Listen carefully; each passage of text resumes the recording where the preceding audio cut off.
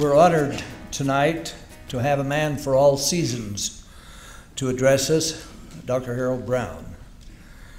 With a doctorate in nuclear physics at age 21, he might have spent his years examining the behavior of atoms. Fortunately for us, instead he spent those years as a distinguished public servant, as a dedicated educator, and as an outstanding business leader. As a public servant, he has served in sub-cabinet and cabinet positions in the Kennedy, Johnson, and Carter administrations, culminating with his position as Secretary of Defense in the Carter administration.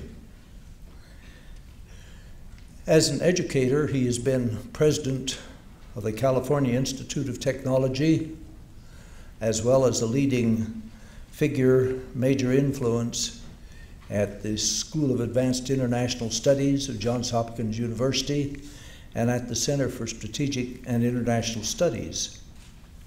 As a businessman, over the years he's been director of 13 various corporation boards of directors and 17 years as a partner in a major private equity firm.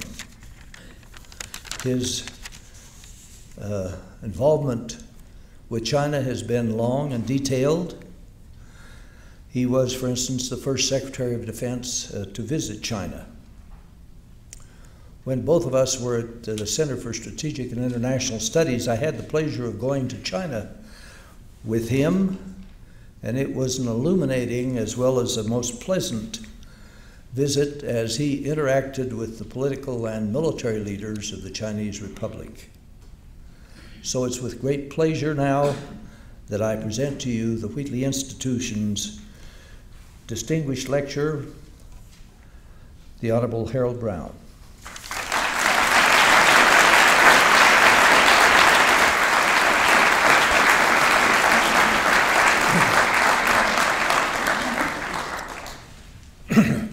Thank you very much, Joe Jordan, for that overly flattering introduction. You yourself have served the U.S. national interest for the past 70 years and have been a model and inspiration for all of us. I want to thank the Wheatley Institution and Brigham Young University for this opportunity. I want to thank Richard Williams for hosting me and taking care of me. What I'd like to do also is to mention someone who's not here, Dr. Garrett Gong, with whom I worked for most of a decade at the Center for Strategic and International Studies. He's gone on to church work full-time, and I want to take this opportunity for saying how much I learned from him and his expertise and how much I enjoyed working with him. What I'd like to talk about tonight is the relationship between the U.S. and China, and in three acts, essentially. One is 1980, one is the present, and one is the future. So I'll be telling some history. I'll be saying something about what the present situation is, and then I'll make some remarks of a speculative nature about what the relationship might be almost 2 decades from now. As Joe Jordan said, in January 1980, I was the first U.S. Secretary of Defense to visit the People's Republic of China. That trip came almost exactly a year after normalization of relations with that country, which had taken place January 1st, 1979. And the initiation of military-to-military talks, which began with my trip, further established a strategic relationship, which has since evolved and moved back and forth between cordiality and less cordiality. The process had begun in the early 1970s when the Nixon administration, concerned about the position of the U.S. in the Cold War, took advantage of the split between the Soviets and Chinese to open a dialogue and establish a U.S. mission in China. Nixon and Kissinger saw that opening as a lever against the Soviets. That was not their sole or even necessarily their main motive, nor that of the Carter administration. The Carter administration's negotiations with the PRC in 1958 considered reason enough for them was the need to end a 30-year unnatural lack of normal relations with a major power. At the time, the Soviets maintained a strong military presence on the Chinese border. So, Zbig Brzezinski, who was then the National Security Advisor, suggested more of a US-PRC military alliance than anyone else in the administration had in mind, and illustrated it by brandishing a rifle in a northward direction during his visit to China early in 1979. And then China agreed to joint monitoring of Soviet missile tests from installations in Western China, which replaced installations that the US had operated in Iran for that same purpose, and which we had lost after the Iranian Revolution. China's agreement to that joint monitoring gave additional evidence of their willingness to collaborate with us to have some effect on the Soviet Union. A major issue during the Carter administration's negotiations for normalization with China was Chinese insistence that the US end the Mutual Security Treaty that we had signed with the nationalist government on Taiwan during the 1950s.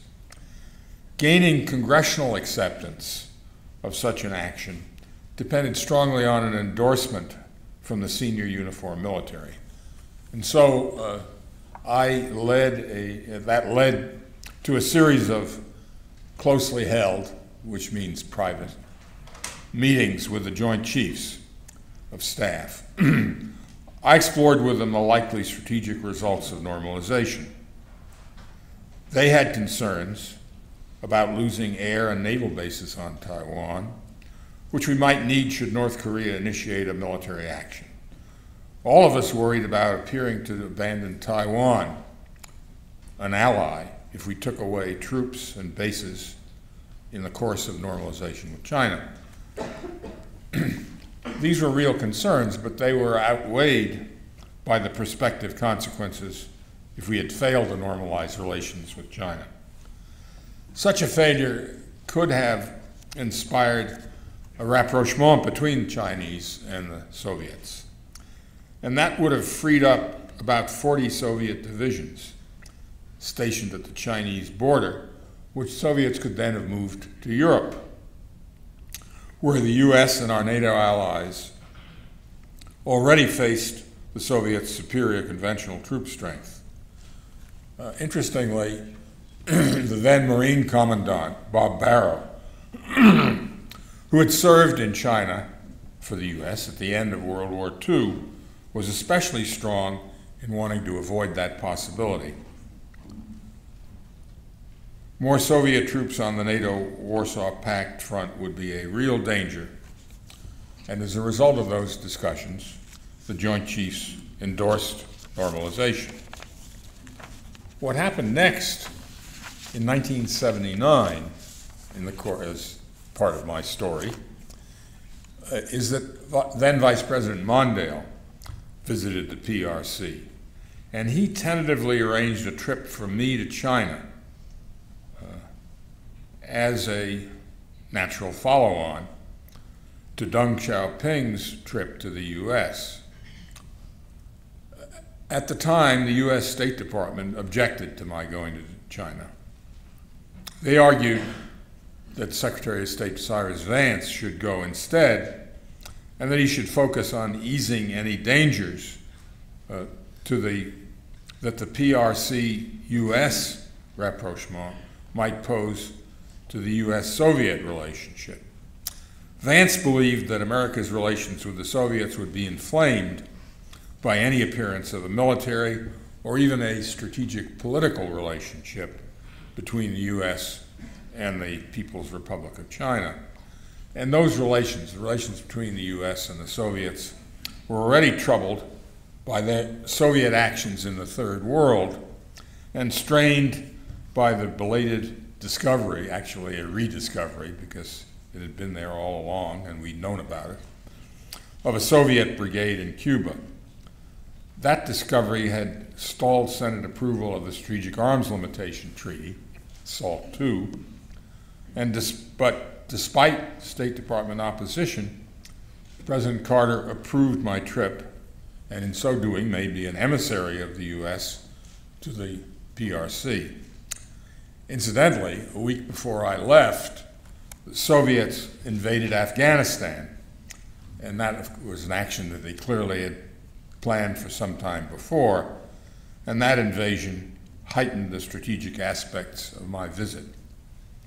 The discussions that took place in China during my first few days there in January of 1980 included an exchange of views about the strategic situation in Europe and in the Third World, as well as in East Asia, Afghanistan, and the Middle East and Persian Gulf. We discussed the military balance in various parts of the world, the strategic nuclear balance, and PRC concerns about the Soviet forces on their own border. How the world has changed in 32 years. Another incidental point that I want to make is that Henry Kissinger told me recently that in researching his new book on China, he examined the reporting transcripts of my visit in 1980 and found them to have stood the test of time, that we and the Chinese saw things the same way then. Things have changed. We don't quite see things the same way now. Not surprisingly, the pictures that emerged from those meetings with senior PRC military leaders and with the de facto leader, Deng Xiaoping, underscored a mutual understanding of the world situation and the risks of Soviet adventurism. That's what Henry Kissinger was talking about when he said they still ring true as of the time. The Chinese used our shared concern to try to press me for transfer to them of weapons technologies and military equipment, as had been agreed within the Carter administration during high-level discussions in Washington before I left. I listened, but I didn't make any firm commitments. I did indicate that technology and materiel might well be forthcoming for defensive systems, such as anti-tank weapons, surface-to-air missiles. I discouraged their interest in advanced aircraft and avionics. After a lengthy and convivial banquet, I engaged in an equally lengthy and somewhat contentious discussion with the crusty Marshal Zhang Aiping, he was in charge of the PRC weapon system development and acquisition. He kept pressing me for technology and equipment transfers, and I urged patience on him. Years later, when then retired, he criticized the suppression of the Tiananmen demonstrators. In 1989, I revised my negative opinion of his stubbornness. Sometimes it's right to be stubborn. Our party visited an aircraft engine plant in Xi'an, and we saw the ceramic warriors of the Emperor Qin Shi Huang. And we also visited a naval base at Wuhan. We froze in bitter cold sitting outside to view an exercise involving ground and air forces. The PRC military material that was displayed to impress me was decades behind Western and Soviet models. I saw little sign of combined arms from various military services, let alone joint service capabilities. The ground forces in the exercise included motorcycles, and the jets were of Korean War vintage. So at that time, the Chinese military really was far behind. And China's civilian economy was equally backward. Wheeled traffic was mostly bicycles and some beat-up trucks.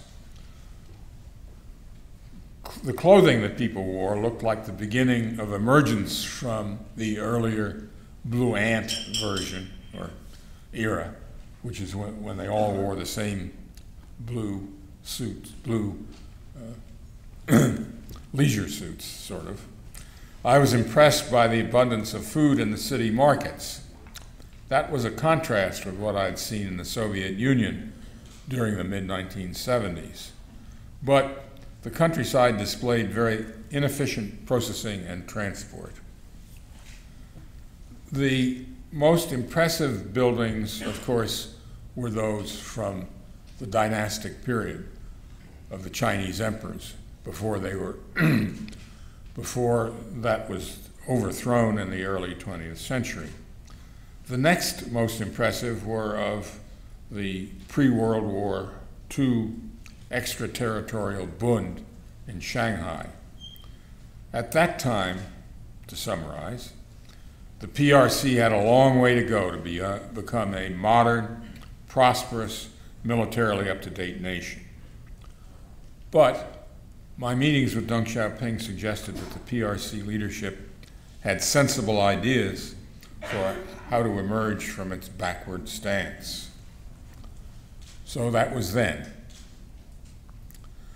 30 years later, the success of those ideas and the amazing rise of China is not only evident, but in retrospect, at least for the time since the collapse of the Soviet Union and the end of the Cold War, it has been the most important international development of those years.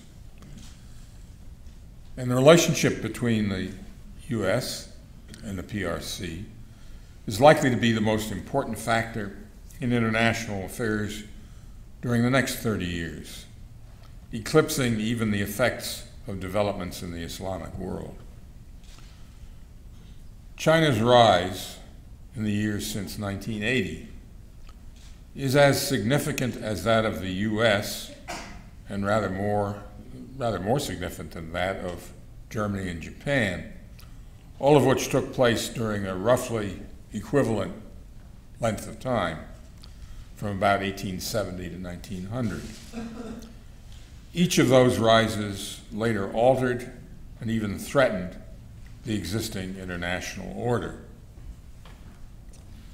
Previous transitions of power in the international arena, dating back to the 16th century in the Western world, had generally involved major conflict, often worldwide.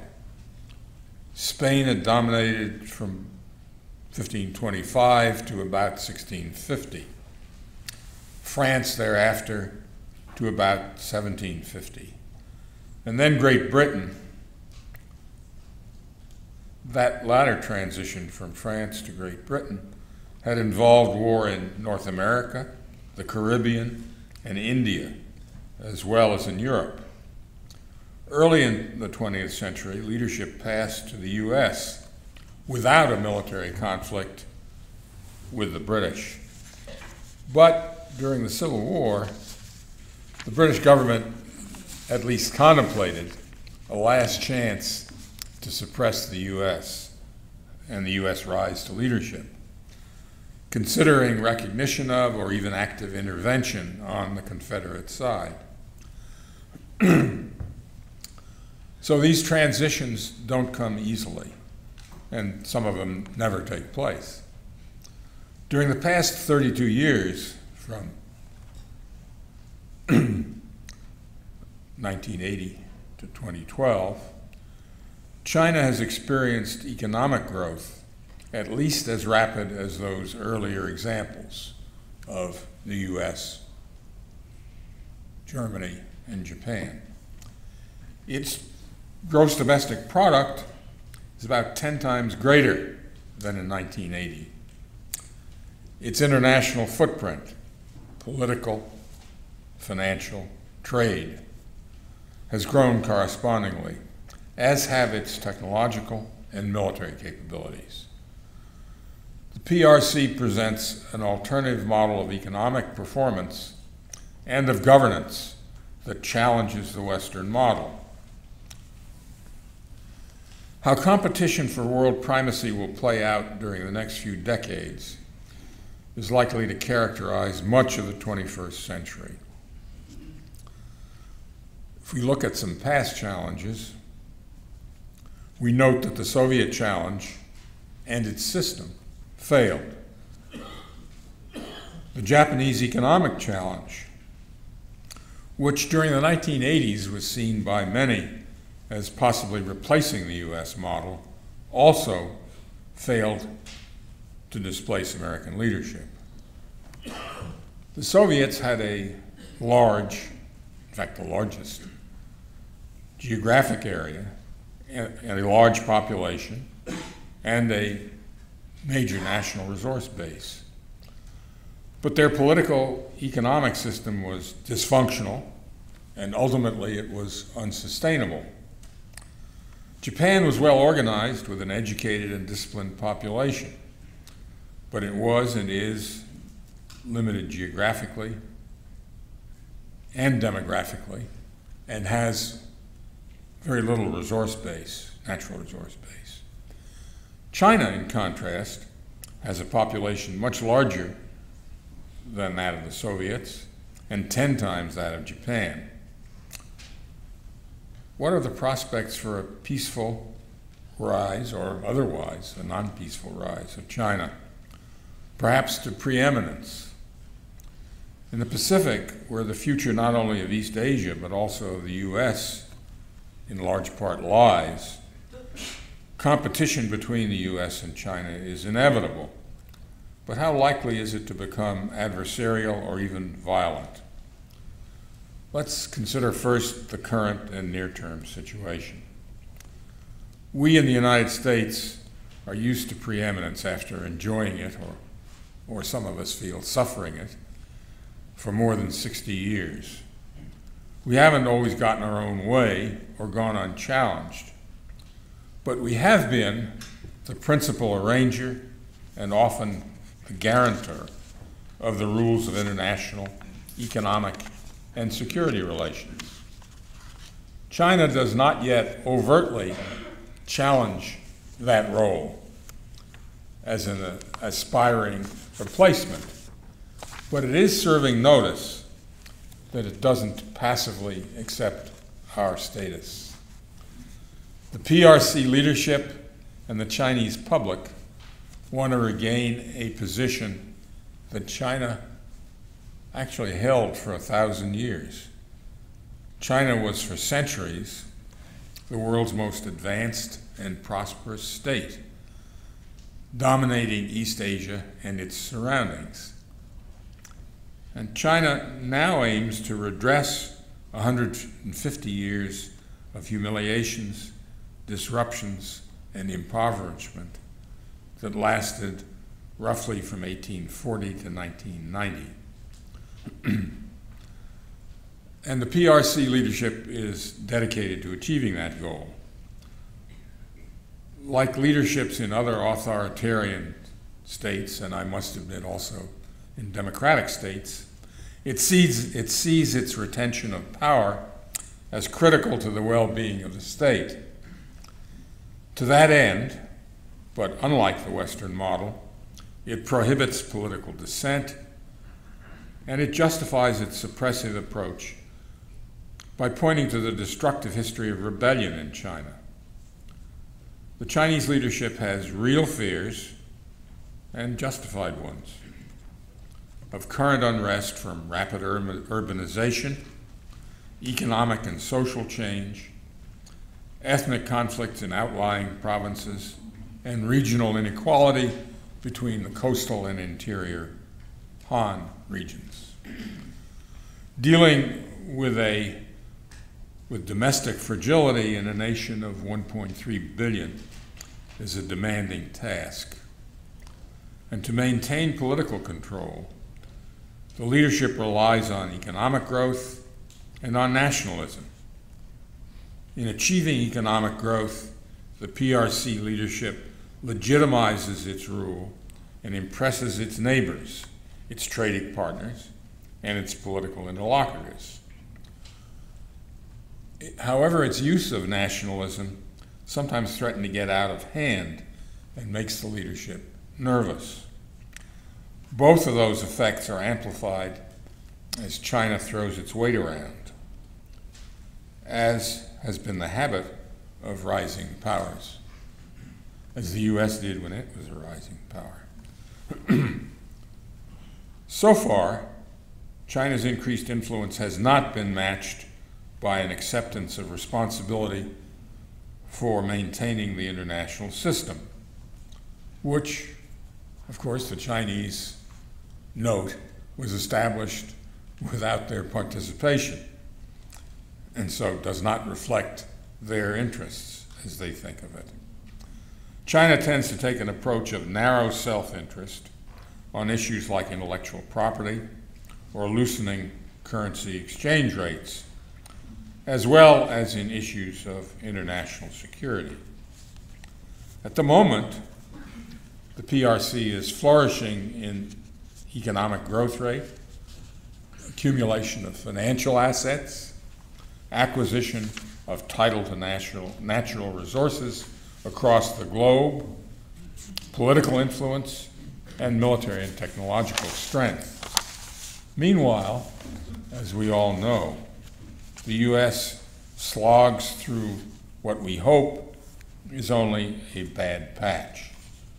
Slow growth characteristic of the aftermath of a financial crisis, massive deficits in an effort to use stimulus as a way out, the prospect of crippling public debt levels as a result of failure to face up to the imbalance between entitlements and revenue. We have a breakdown of governance, political comity, and the sense of government legitimacy. Well, that's a bleak picture. But we in the U.S. also have a long history of recovery from troubled, even desperate situations, profiting from the flexibility of our democratic institutions. The PRC faces internal strains that make it more fragile than is generally understood, and that will not be easy to resolve. The mercantilist, export-led model has its limits, especially for such a large population. Transition to domestic-led growth will intensify frictions internally and with the rest of the world. Using nationalism without letting it get out of hand or turning against the regime will continue to be challenging. Existing widespread unrest at various levels of size and violence has been managed by a combination of repression and adjustment, and by the central government essentially directing the unrest toward the local governments. But whether that model of governance can be sustained or evolve over time in a stable way remains to be seen. What about the longer-term prospects? In other words, I'm now on to the third piece of my lecture. What about the future? Assuming for the moment that before 2030, which is about as far in the future as 1980 was in the past, assuming that the world doesn't blow up nor become so hot that the oceans boil.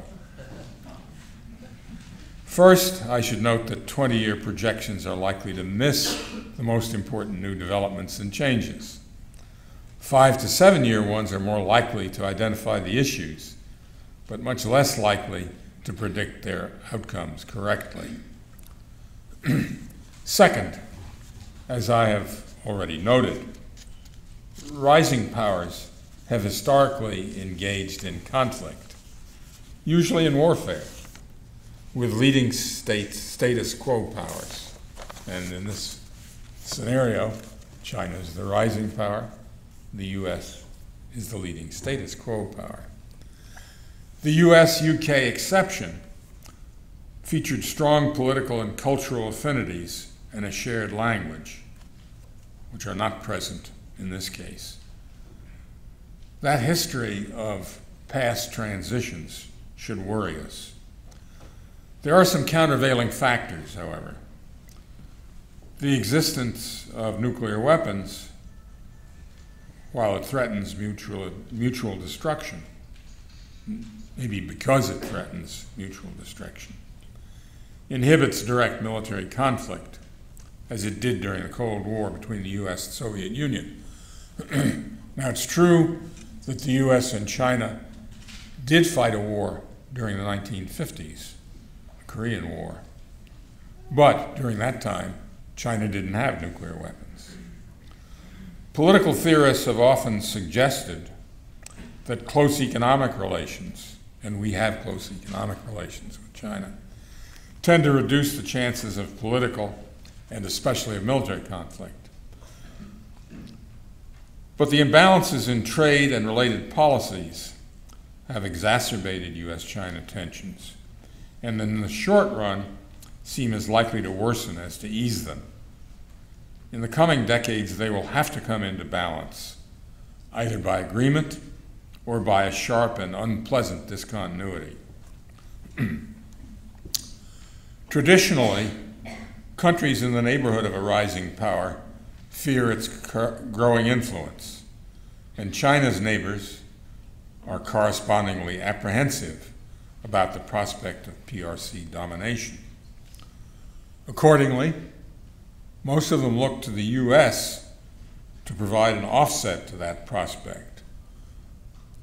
But at the same time, they fear a US PRC conflict of which they could be the occasion or into which they could be drawn with inevitable damage.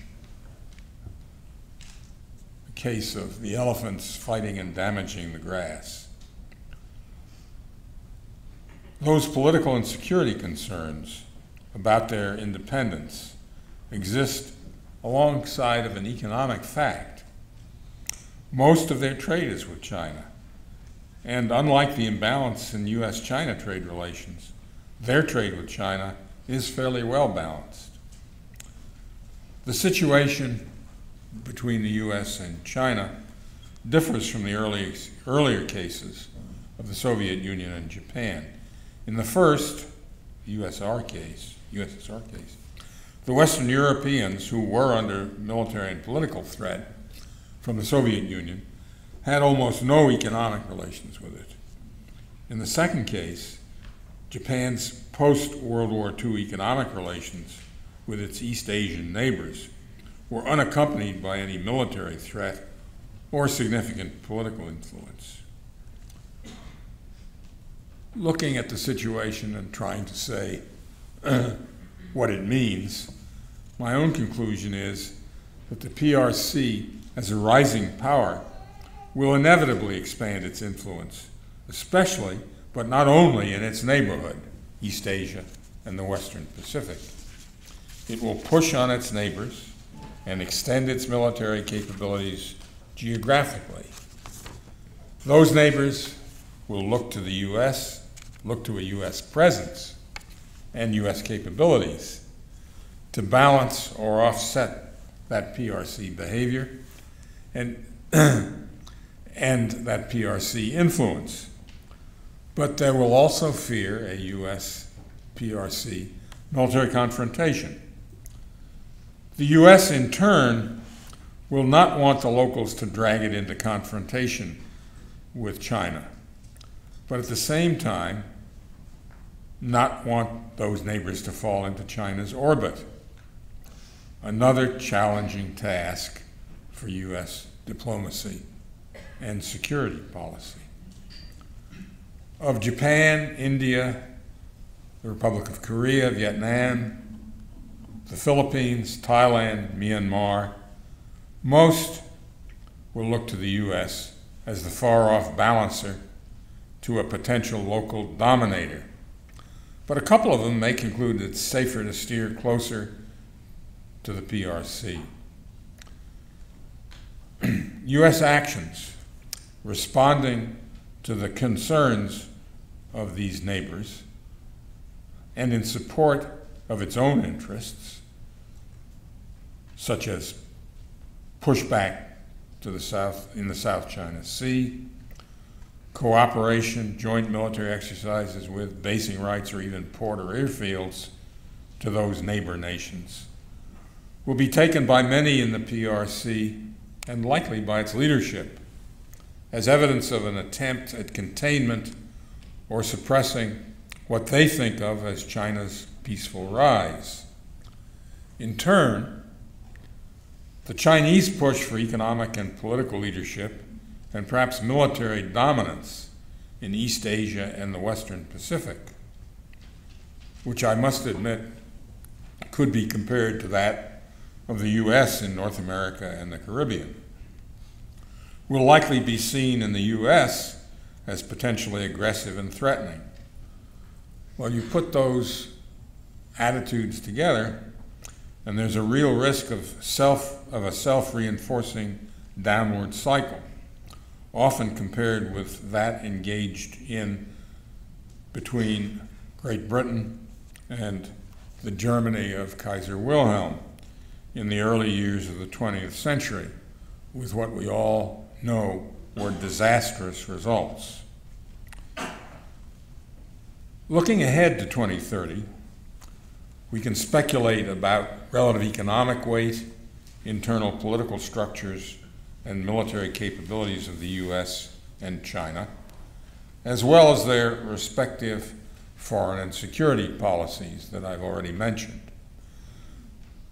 The economies may be, of roughly equal size, with the PRC having 2.5 times the U.S. population, but only 40 or 50% of the U.S. per capita GDP, gross domestic product.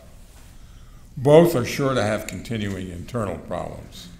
That's probably the most certain of any sentence that I've spoken in this talk. The U.S. may well be less inclined to urge its system on others, and the PRC will probably still be focused on internal goals, but increasingly likely to try to influence the behavior of the governments of its neighbors, and indeed of all of its trading partners, though perhaps not to impose its system. And in that, of course, it differs from some previous rising powers. The military balance is likely to remain favorable to the U.S. for at least another 15 years, though increasingly problematic within a few hundred or even 1,000 miles from the coastline of Asia. Chinese attention to asymmetric warfare, cyber war, anti-satellite capability, anti-ship ballistic missiles, can undercut U.S. advantages. The Chinese regime does not claim a mission to spread its system over the whole world, as the Soviets and before it the Hitler regime did earlier, though it clearly aspires to be the dominant power in East Asia. During the past few years, the U.S. has itself become less convinced of its own ability to remake the world in its own image. The principal risk over this decade and the next is therefore less of a duel for global dominance than of an economic and resource competition, accompanied by a competition for military advantage in the Western Pacific that would create political and strategic conflict between the two nations and their two models. There are factions in each country and factors in the situation that would encourage conflict, even if not combat. And while the total destruction that would characterize a nuclear exchange acts as a strong deterrent to conventional war, a strong deterrent to a nuclear exchange, and also as a deterrent to conventional war, although with less assurance about deterrence of conventional war. There are other sorts of damaging conflicts short of armed combat that could still take place if the relationship becomes adversarial enough. Examples are cyber attack on infrastructure, perhaps combined with a malicious attack on the economy of the adversary through the use of various financial instruments. And then there are electronic or other attacks on satellite systems. And then there's physical sabotage by surrogates. Despite the mutual advantages of economic entanglement, despite those mutual advantages, until it becomes more balanced, that economic entanglement is more likely to exacerbate rather than ameliorate our geopolitical differences. Therefore, engaging PRC leadership in an attempt to strengthen the basis for a peaceful development of Chinese prosperity and world influence should now have a high priority for us. But as the current decade likely sees China gaining economically, technically, politically, and militarily, the Chinese may well prefer to concentrate on domestic matters and expect better terms from the U.S. later on. The PRC leadership is not visionary, but it has managed its country effectively. U.S. leadership, I'm sorry to say, has exhibited the reverse qualities with a variety of visions over the past 15 years. We need to get our economy and governance in order, and the PRC needs to accept more international responsibilities. Unless the U.S. gets its act together and Chinese leadership shows more international statesmanship, the respective national characters and histories suggest trouble ahead. Getting to 2030 without a major confrontation will be a major achievement if we do it. By then, we're likely to have mutual challenges we don't now anticipate. But there already exist several major threats to the well-being of both countries that require cooperation between the U.S. and China if they are to be managed. Examples: the proliferation of nuclear weapons, global climate change, Islamic extremism. Working on these together, difficult as it will be, is one of the best ways to avoid the road to confrontation. Involving the PRC military in joint consideration of such matters, let alone in a dialogue about the U.S.-PRC strategic military balance, will surely be difficult, but it's worth trying. Chinese now seem unwilling to have such a dialogue.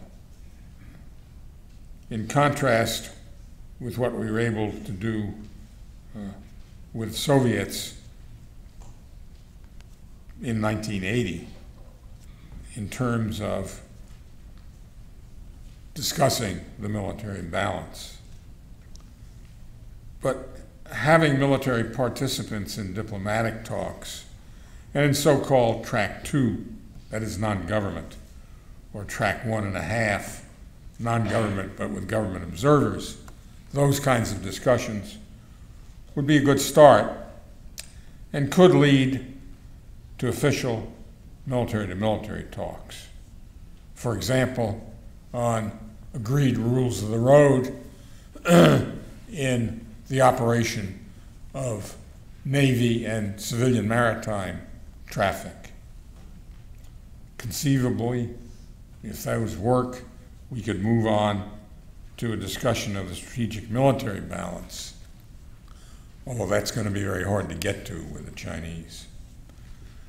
Some sort of grand bargain is unrealistic at this stage.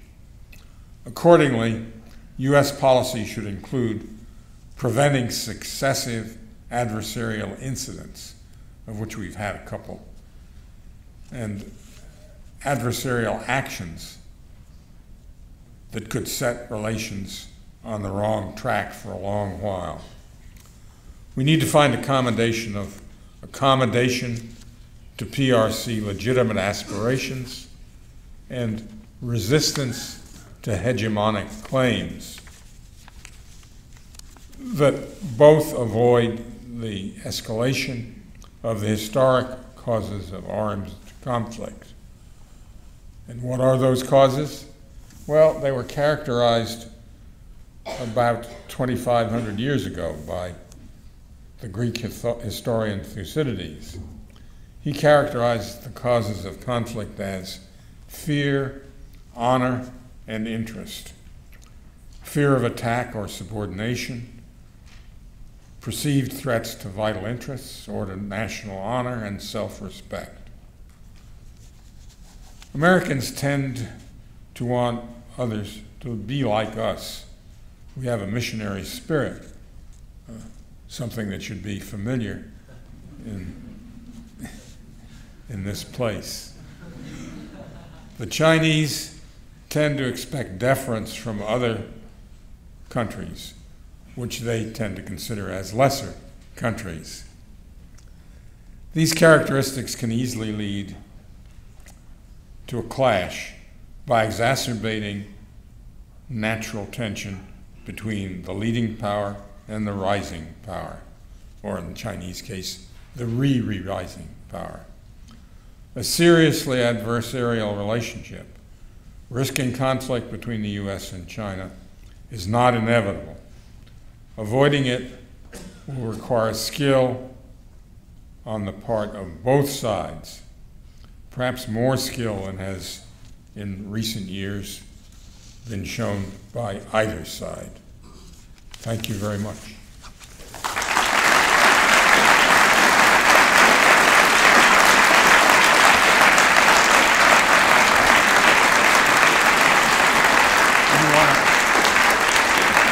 Start the questions early.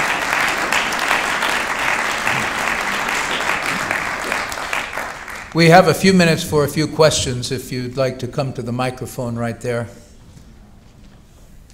Okay, Dr. Brown, this is a 5-part complicated question. Hypothetically, in 1980, if there was a preemptive nuclear strike from the Soviets on U.S. soil, how would have the PRC military leaders reacted? How would they react in 2012 if that were to happen? And how do you think they would react in 2030? The fourth part is, by what point do you believe the PRC could engage with the U.S. militarily? And how would a hypothetical world war between Russia, the U.S., and China alter the global balance of power and the world order? Let me take it from the back. A war between any two of those three would very likely escalate to a nuclear exchange, and that would be a catastrophe for the whole world, which, as I indicated in one passage in my lecture, is part of the reason that it's not likely to happen, very unlikely to happen. The leaders in those three countries, at any rate, understand the outcome and therefore will avoid it. I'm not sure that's true of other countries. That's some of the other countries, aside from those three.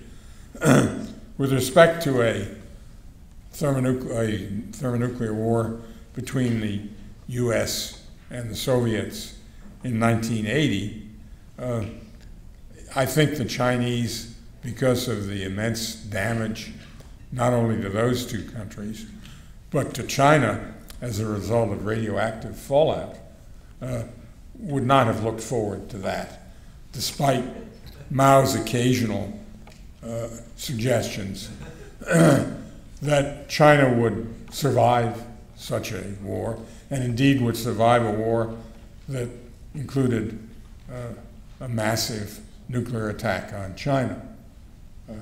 I'm not sure how many of your other questions that answers, but I think you can extrapolate from what I've said to answer those. Thank you. Cadet Shields, with the rise in economic powers throughout the world, particularly in Latin America and the periphery of Asia, do you see the world in 2030 as a bipolar system with two superpowers, or perhaps a multipolar system with many economic powers? It will be a multipolar world in the sense that no one or even two powers will be able to completely dominate the others. But I would say that the US and China will be more important than any of the others and will have more influence over the others than the other way around. Aside from China, who is likely to be in the US League? Europe could be if it were a single entity. Recent developments there suggest that that's much less likely than its advocates had hoped. So that Europe, although there are still elements in Europe that are pushing for a really politically and strategically unified Europe, have been set back substantially. So I doubt that by 2030, Europe will be in that same league. India talks about being in that league, but it's far behind China and isn't really catching up to China because it's growing still more slowly than China. It is catching up to the US, but it's very, very far behind. And Brazil, Indonesia, and others are, they're rising powers. But I don't see them by 2030 being superpowers in the class of the US or China. So it will be a multipolar world. The US and China are likely to be a considerable notch above all the others. And of course, this could all prove wrong. If you try to predict what can happen what will happen 20 years from now, you discount all the things that can go wrong in any country. And there are a lot of things that can go wrong. Hello, Dr. Brown. My name is Thomas Bajeros, and I have kind of two questions because it's kind of based on an event, a recent event. It was last year. Because I know President Obama, he signed a treaty with Australia, and of course we're now deploying troops in Australia, and we're going to increase our military commitments in the Pacific area. Do you see that as kind of a sign that the United States is starting to recognize that China is a growing power and that their interests in the region are being threatened? And if so, is that going to lead to an arms race in the region? It's a good question, as were the others.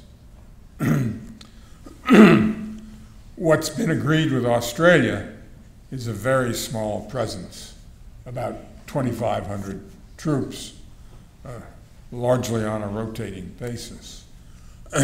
But Australia is one of the countries that is, in a sense, on the periphery of China, and one of the countries that doesn't want to be dominated by China, even though much and probably most of its trades with China.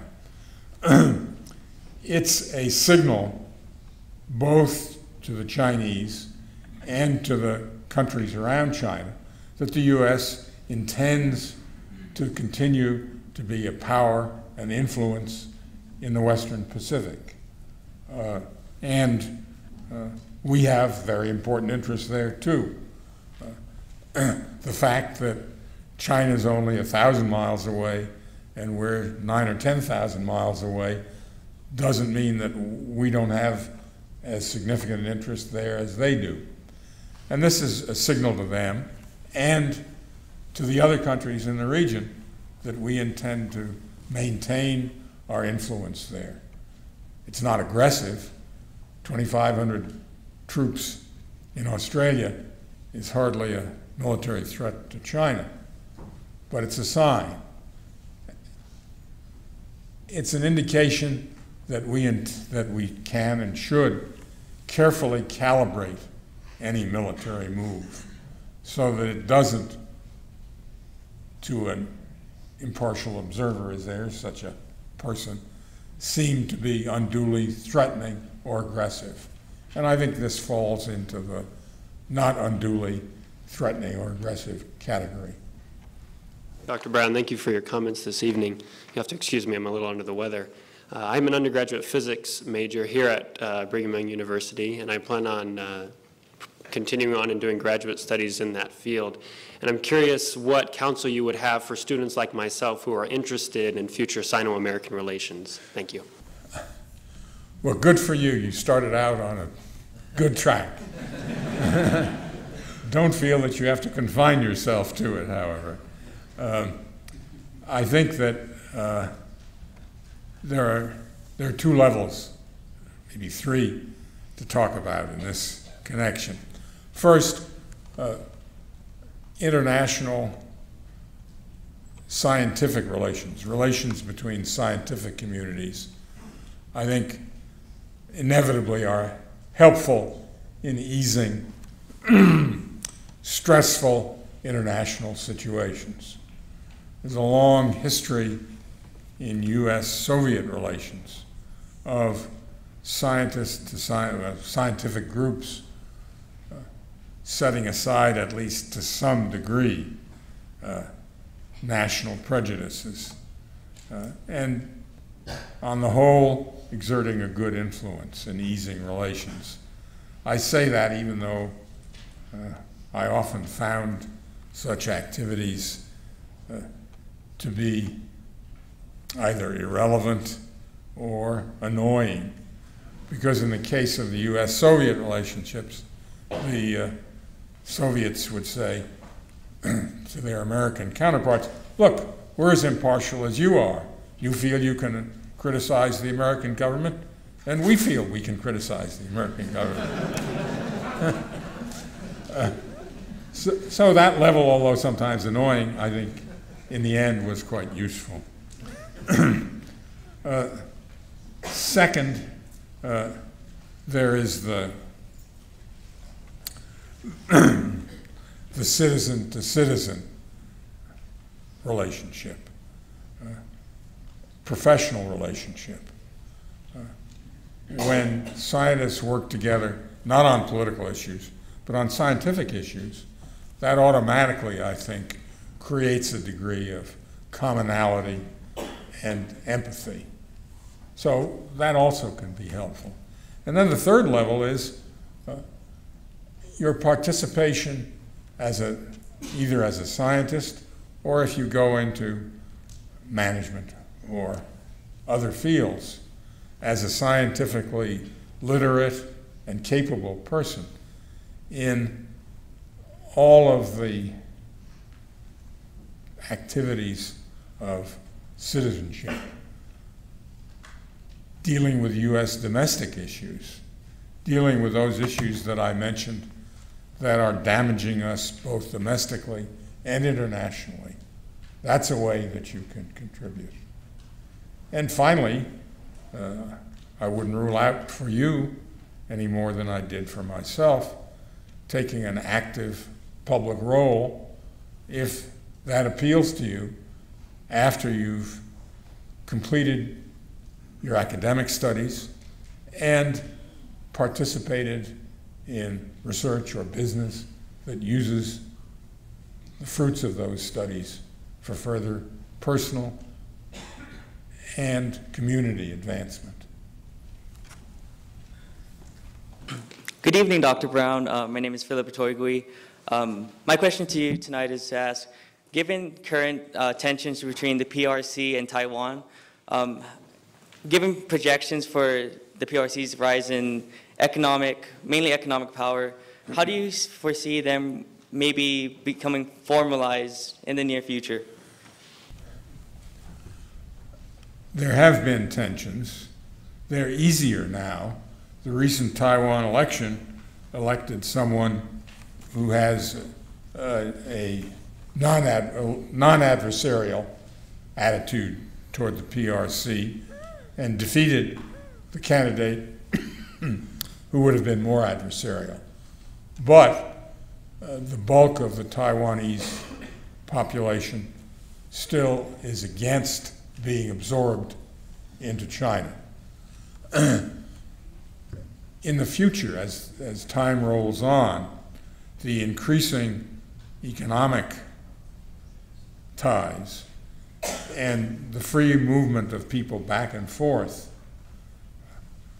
are likely to result in a closer political relationship. The Chinese may or may not, but I think ought to, anticipate a situation in which Taiwan eventually forms a closer political tie and becomes, in some sense, part of the PRC. The Chinese have occasionally offered the Hong Kong example, one country, two systems. But if you look at what's happened, the two systems aren't sufficiently different. Political power in Hong Kong is exclusively with the party, and the Peking party, not the Hong Kong party. And the Taiwanese know that, and they're not about to settle for that kind of a deal. As ultimately, I think there could be a deal in which China exercises what I would call suzerainty over Taiwan. That is a system in which the suzerain power essentially controls the foreign policy of the other power, but leaves it self-government. That's a possible deal. But I think the main thing is to avoid a war over Taiwan. And I think the Chinese government probably understands that even though it might well be able to win such a war and act quickly enough to keep the U.S. out of it, the damage to U.S.-China relationship would outweigh any immediate gains. So, although that is a continuing issue and a continuing worry, I think it's less of a worry than it has been for quite a long time. Thank you. One last question, if you Oh, yes. Is there one more? One more. Dr. Brown, in the 1800s, the British Empire continually loaned and bought a lot of the debt of the Ottoman Empire, and it crippled them economically. And we see kind of a pattern of that going on today with China buying a lot of our debt. Would that be one of their goals, to cripple us economically so they might gain a military advantage over us? That's a subject that continually comes up. The UK-Turkish situation had the following difference. The UK economy was enormously greater than the Turkish economy, so that a UK calling of the Turkish debt would damage Turkey, but not particularly damage the UK. It would damage some UK creditors when Turkey went bankrupt, but it wouldn't damage the country. The Chinese hold so much US debt that calling it would damage them almost as much as it would us. Moreover, it would take away their biggest customer. So the old saying that when you owe the bank $10,000, you have a problem, but when you owe the bank $10 million, the bank has a problem, applies in this case too.